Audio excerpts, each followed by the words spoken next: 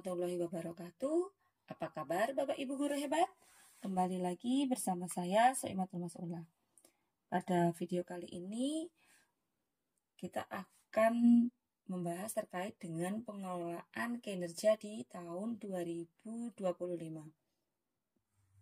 Bagaimana pengelolaan kinerja di tahun 2025 ini? Mari ikuti video ini sampai selesai. Nah, jadi awalnya tampilannya seperti ini. Terlebih dahulu Bapak Ibu ke pengelolaan kinerja. Kemudian untuk memulai perencanaan di tahun 2025, Bapak Ibu ada info penting di pengelolaan kinerja di tahun ini. Yaitu yang pertama, pengembangan kompetensi tidak lagi berbasis poin, kini berbasis refleksi. Jadi di tahun kemarin untuk pengembangan kompetensi itu kan minimal 32 poin ya Bapak Ibu. Sekarang itu tidak berbasis poin lagi. Jadi bersifat refleksi saja.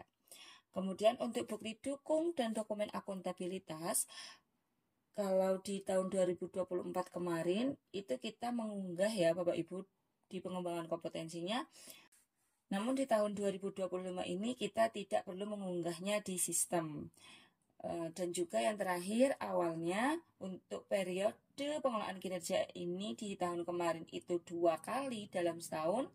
Namun untuk tahun ini hanya 1 kali saja dalam setahun. Langsung saja Bapak Ibu kita ke pengelolaan kinerja di tahun 2025 ini. Sebelumnya ini tampilannya masih di tahun 2024 ya Bapak Ibu. Yang pertama yang dilakukan adalah Bapak Ibu mengganti periodenya terlebih dahulu dengan mengklik panah yang di samping nama ini Bapak Ibu. Nah, di sini ada pilihan ganti periode. Diganti periode pengelolaan kinerja, Bapak Ibu pilih periode. Nah, maka akan muncul Januari sampai Desember 2025. Kalau ini sudah bisa diklik ya Bapak Ibu. Nah, jika ini masih belum bisa diklik yang periode ini, berarti kepala sekolah belum memulai perencanaan kinerja. Nah, jika kepala sekolah sudah memulai perencanaan kinerja, maka Bapak Ibu ini tampilannya akan muncul seperti ini. Nah, kalau sudah ini ya Bapak Ibu, kita klik saja dan pilih. Nah, maka periodenya akan berganti ya Bapak Ibu. Jadi Januari sampai Desember 2025. Kemudian untuk alur pengelolaan kinerja, nah ini sudah ada Bapak Ibu. Yaitu di bulan Januari yaitu perencanaan dan persetujuan rencana. Kemudian Februari sampai Desember yaitu persiapan praktek kinerja, pelaksanaan praktek kinerja yaitu observasi, pelaksanaan praktek kinerja, tindak lanjut, serta yang terakhir penilaian dan penetapan predikat kinerja. Bapak Ibu juga bisa selengkapnya melihat alur pengelolaan kinerja dengan mengklik ini selengkapnya. Nah, maka nanti Bapak Ibu bisa mencarinya di sini ya Bapak Ibu ya, tentang pengelolaan kinerja. Nah, bisa dilihat di sini. Nah, kita kembali lagi. Nah, kita mengisi di bulan Januari ini yaitu perencanaan sehingga nanti mendapat persetujuan oleh atasan. Kita klik dulu di bagian guru, klik sebagai pegawai. Nah, maka ini akan muncul Bapak Ibu mulai perencanaan kinerja 1 sampai 31 Januari. Langsung saja klik mulai. Yang pertama, silakan Bapak Ibu melihat data diri seperti nama, NIP, status kepegawaian, pangkat, golongan ruang, jenjang jabatan, dan juga satuan pendidikannya. Nah, dicek dulu apakah sudah sesuai. Nah, jika masih belum sesuai, Bapak Ibu bisa klik edit. Kalau data sudah sesuai, langsung klik data sudah sesuai. Kemudian Bapak Ibu juga bisa mengecek sekali lagi apabila datanya ini belum sesuai ataupun jika sudah, klik data sudah benar.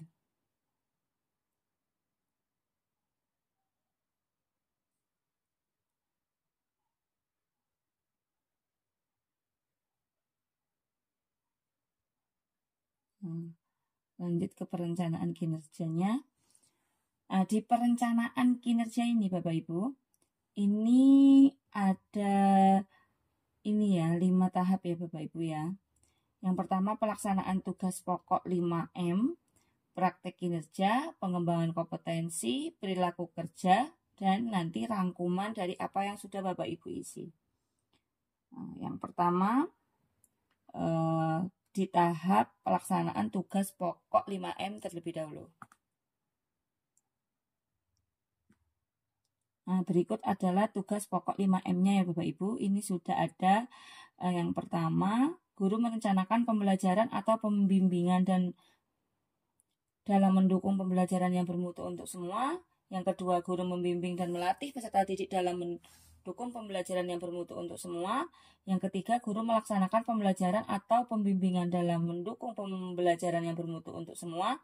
Yang keempat, guru menilai hasil pembelajaran atau pembimbingan dalam mendukung pembelajaran yang bermutu untuk semua.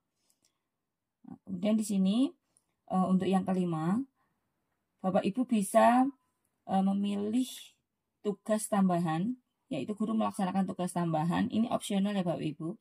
Ini sudah ada pilihannya. Dan di pilihan ini sesuai dengan jenjangnya ya Bapak Ibu bisa memilih apa tugas tambahan yang Bapak Ibu ampu di sekolahnya. Ini ada sudah sesuai dengan jenjang ya Bapak Ibu. Ini misalkan kan saya di SD ya Bapak Ibu ya. Jadi saya pilih yang semua jenjang. Nah ini disesuaikan dengan tugas tambahan yang diampu ya Bapak Ibu, yang ditugaskan kepada Bapak Ibu semua. Nah di sini saya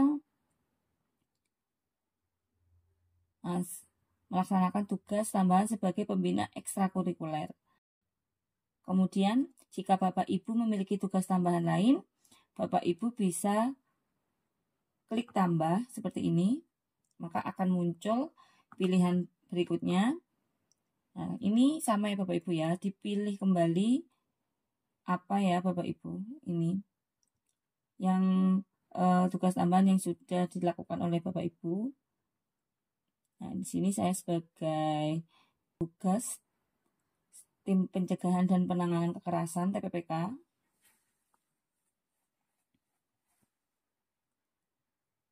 Kemudian juga ini sebagai bendahara BOS di sekolah Bapak Ibu. Ya, seperti ini Bapak Ibu. Ada 3 tugas tambahan yang saya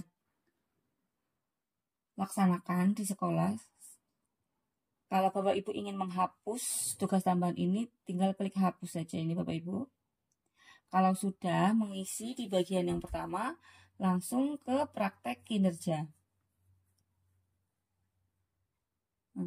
Di praktek kinerja ini, Bapak Ibu bisa memilih indikator untuk menjadi fokus peningkatan kinerja di satuan pendidikan ya Bapak Ibu ya. Nah, ini ada 8 dimensi. Dan di sini juga sudah disediakan rekomendasi berdasarkan rapor pendidikan satuan pendidikan Bapak Ibu. Bisa diklik bagian ini. Nah, di sini ada ya Bapak Ibu ya. Ada rekomendasi dari rapor pendidikan. Nah, kalau di sini alhamdulillah sekolah kami hijau semua ya Bapak Ibu ya, terkait dengan dimensi manajemen kelas, dukungan psikologis, atau metode pembelajaran. Nah, meskipun ini sudah hijau semua, pastinya perlu ada peningkatan ya Bapak Ibu. Bapak Ibu bisa langsung ke sistem rapor pendidikan untuk lebih detailnya, ataupun kalau sudah dilihat bisa memilih indikator yang mengalami penurunan dari tahun kemarin ataupun yang terendah ya. Misalkan di sini ada yang merah. Jadi yang merah itu yang dipilih, misalkan ada yang kuning itu yang dipilih Bapak Ibu. Nah, jika hijau seperti ini bisa mempertimbangkan capaian yang mengalami penurunan ataupun yang paling rendah di rapor pendidikan. Kalau sudah, klik saya mengerti. Alhamdulillah di sekolah kami sudah melakukan diskusi untuk memilih dimensi prioritas dan sekolah kami untuk tahun ini memilih indikator penerapan disiplin positif. Setelah memilih, lanjut ke pengembangan kompetensi. Nah, jadi untuk tahun ini pengembangan kompetensi tidak terpisah seperti tahun kemarin ya Bapak Ibu, yaitu jadi satu di perencanaan kinerja. Dan untuk pengembangan kompetensi ini di tahun lalu ini ada poin-poin ya Bapak Ibu ya. Dan minimalnya itu 32 poin. Kalau tahun ini Bapak Ibu hanya cukup memilih indikator kompetensi satu saja. Namun sebelumnya pasti Bapak Ibu sudah mendiskusikan bersama dengan atasan kegiatan apa yang akan dilakukan untuk meningkatkan indikator yang Bapak Ibu pilih. Tidak lupa di tahap pelaksanaan juga diskusi dengan atasan sampai dengan mengisi dokumen refleksi diperlukan untuk nantinya bisa fokus untuk peningkatan kinerja Bapak Ibu. Nah, di sini indikatornya sudah ada pilihan-pilihannya Bapak Ibu. Tinggal dipilih saja ya. Tinggal dipilih saja sesuai dengan kebutuhan. Di sini saya memilih yang ini. Kalau sudah memilih indikator kompetensi, lanjut ke perilaku kerja. Nah, di perilaku kerja, Bapak Ibu bisa ini ya, melihat dan juga memilih indikator dan perwujudan perilaku berakhlak ya Bapak Ibu ya. Ada 7 di sini seperti tahun kemarin. Bapak Ibu pilih perilaku yang ingin difokuskan di tahun ini, yang paling ingin difokuskan, kemudian bagaimana Bapak Ibu menerapkannya dalam kehidupan sehari-hari. Bapak Ibu bisa mengisi mulai dari awal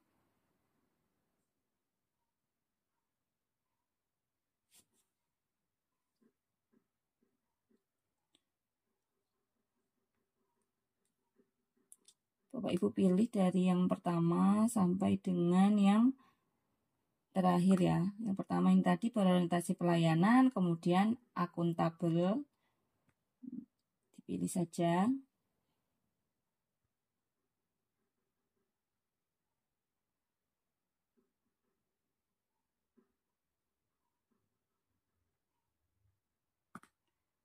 Bagian kompeten.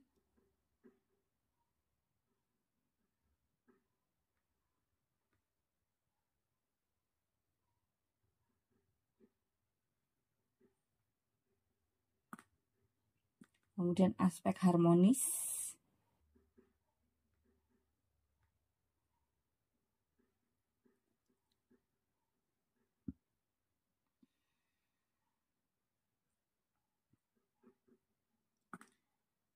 Aspek loyal.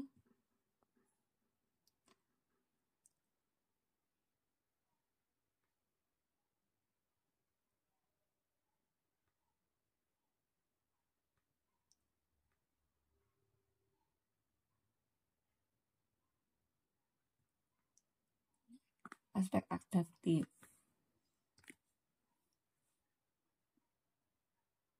Nah, ini Bapak Ibu bisa sesuaikan ya dengan apa yang ingin Bapak Ibu fokuskan untuk perilakunya di tahun ini, tahun 2025.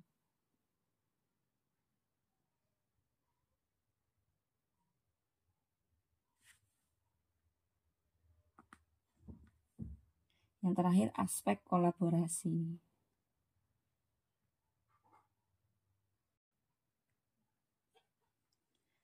Jika sudah selesai, Bapak Ibu ke rangkuman. Nah, dicek terlebih dahulu dari yang pertama, pelaksanaan tugas pokok 5M-nya, praktek kinerja, pengembangan kompetensi, dan perilaku kerja. Apabila dirasa sudah sesuai, Bapak Ibu bisa lanjut ajukan, ataupun Bapak Ibu masih bisa mengubahnya ya dengan klik ubah. Karena ini sudah sesuai, saya lanjut ajukan. Ajukan perencanaan kinerja ke atasan, klik ajukan. Nah, baik. Nah, ini Bapak Ibu sudah selesai mengajukan ke atasan. Tinggal disetujui saja oleh atasan dan nanti akan Bapak Ibu bisa menyepakati perencanaan kinerja baik perencanaan kinerja berhasil diajukan. Nah, jadi tahap selanjutnya Bapak Ibu diskusi dengan atasan, kemudian nanti akan dapat persetujuan dan penyesuaian dari atasan jika diperlukan. Setelah itu selanjutnya kesepakatan. Nah, setelah perencanaan kinerjanya itu disetujui oleh atasan, Bapak Ibu bisa langsung melaksanakan perencanaan tersebut di tahap berikutnya ya, yaitu di bulan Februari. Nah, terima kasih Bapak Ibu sudah menonton video ini sampai selesai. Semoga video ini bermanfaat. Terima kasih. Assalamualaikum warahmatullahi wabarakatuh.